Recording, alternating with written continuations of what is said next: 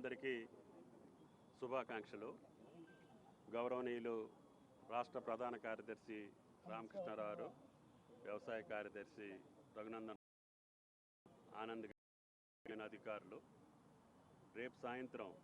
గౌరవ ముఖ్యమంత్రి రేవంత్ రెడ్డి గారు ఆయన యొక్క తలంపు మేరకు, కోరిక మేరకు ఈనాడు తెలంగాణ రైతులు రాజుగా ఉండాలి అంటే రాష్ట్ర ప్రభుత్వం ఇందిరమ్మ రాజ్యంలో ప్రజాపాలనలో ఏ కార్యక్రమాలు చేస్తే రైతు సంతోషంగా ఉండగలుగుతాడు అని చెప్పి ఆలోచించి రాష్ట్ర ప్రభుత్వానికి భారమైనప్పటికీ ఆయన గారి యొక్క ఆలోచనకు అనుగుణంగా రామకృష్ణారావు గారు ఈ దేశంలో ఏ రాష్ట్ర ప్రభుత్వం చేయలేనటువంటి సాహసాలు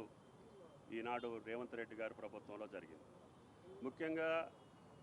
భారతదేశ వ్యాప్తంగా ఒకే ఒకసారి మన్మోహన్ సింగ్ గారి ఆధ్వర్యంలో దేశం మొత్తానికి 70,000 కోట్లు రుణమాఫీ జరిగితే, రేవంత్ రెడ్డి గారి ఆధ్వర్యంలో ఒకే ఒక్క నెలలో 21,000 కోట్లు, 25 లక్షల మంది రైతాంగాన్ని రుణ విముక్తులు చేసినటువంటి ఘనత రేవంత్ రెడ్డి గారి ప్రభుత్వానికి దక్కింది. అదే రకంగా పంట పెట్టుబడి కింద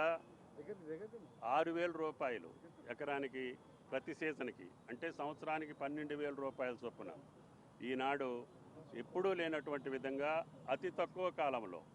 9 రోజుల్లో 9,000 కోట్లు రైతుల యొక్క ఖాతాల్లో జమ చేసినటువంటి ఏకైక ప్రభుత్వం రేవంత్ రెడ్డి గారి ప్రభుత్వం. దానికి ప్రధాన కార్యదర్శి, ఆర్థిక కార్యదర్శి, రాష్ట్ర ప్రభుత్వం ఎప్పుడూ లేనటువంటి విధంగా ఈనాడు తొలకరికి ముందుగానే విత్తనాలు పెట్టే సమయంలోనే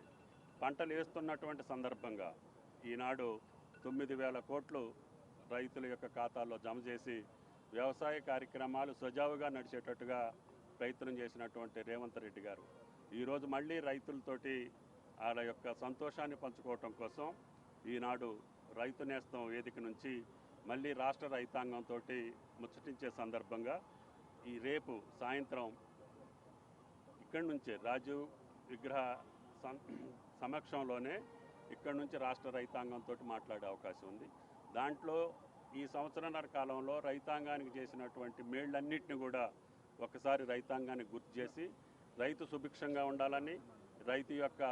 పంటల్ని ఎప్పటికప్పుడు మానిటరింగ్ చేస్తూ, కొనుగోలు చేస్తూ రైతుకి ఏ ఇబ్బంది లేకుండా చేసినటువంటి ముఖ్యమంత్రి గారికి రైతాంగం తరఫున అభినందనలు.